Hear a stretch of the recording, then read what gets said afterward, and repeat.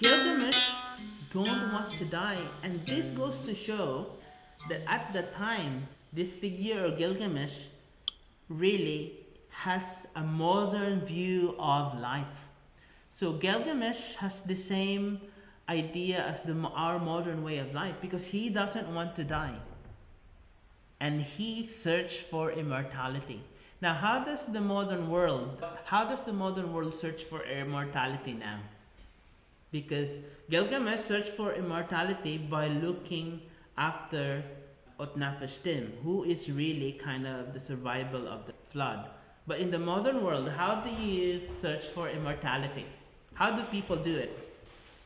You don't get ill, and then when you get ill, you go to hospital, and then you like go on life support, and then you like to Yes. go through the whole spiel to like try and live.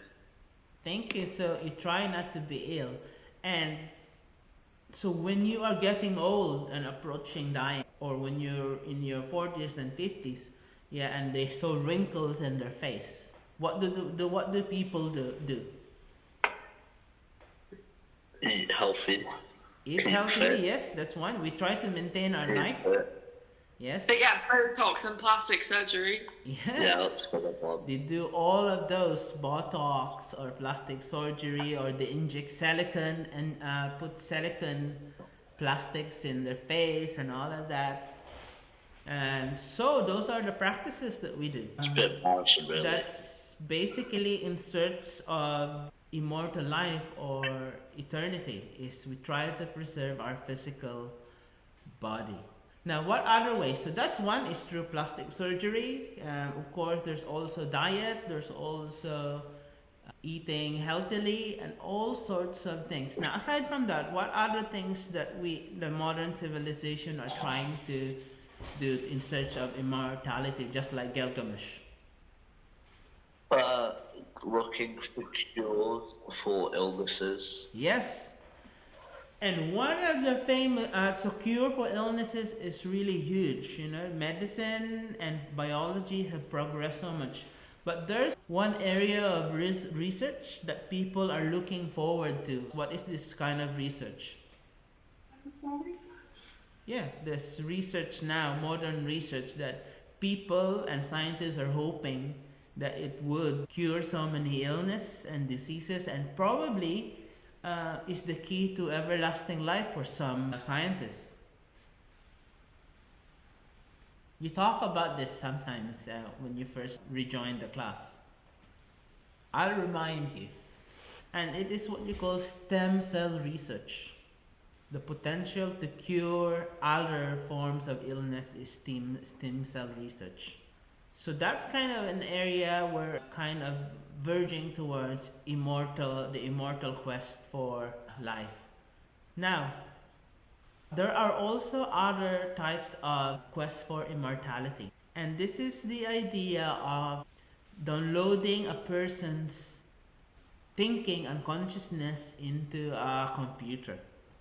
And so that the way you think, the way you thought, can be downloaded in a computer chip. And when the time comes that people have discovered how to maintain the human body, they can download that consciousness in a computer chip back to that person. What? Is that what it is? It's like artificial intelligence. Yes, it's basically artificial intelligence. That's an episode of Black Mirror. Yes. Like they Yeah, get weird. their consciousness put into like a computer, like Yes. a fake place. Yes. These are science fiction, but they are really based on real science according to other people. And so this is the modern way of quest, and people are serious. Millions of pounds are devoted to this kind of research. And so movies have been created about this. But again, the first step really is this merging of the human body to the world of artificial intelligence, which is really robot. So a combination of human being and the robot. So in what we could now call popularly known as, I'm going to ask you because you might be know better than me, is what's the terminology of a human being mixed with the robot?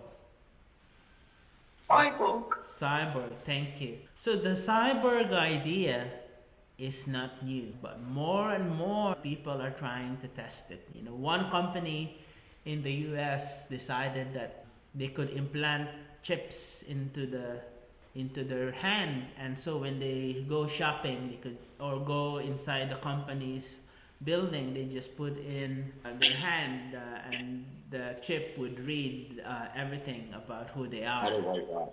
Yeah, so it's for some certain parts, it's already a reality. So, is there anything else that the world is trying to act like Gilgamesh, you know, in search of immortality in a different way? Is there anything else that I missed?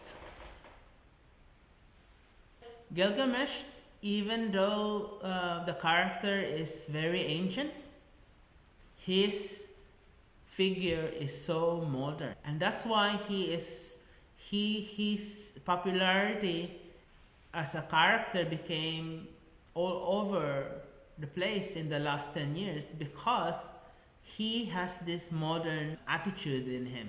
So here is a character that started ancient ages ago, around even 4,000 years ago, and is still affecting people's lives.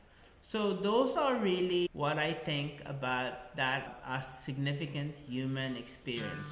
Now the next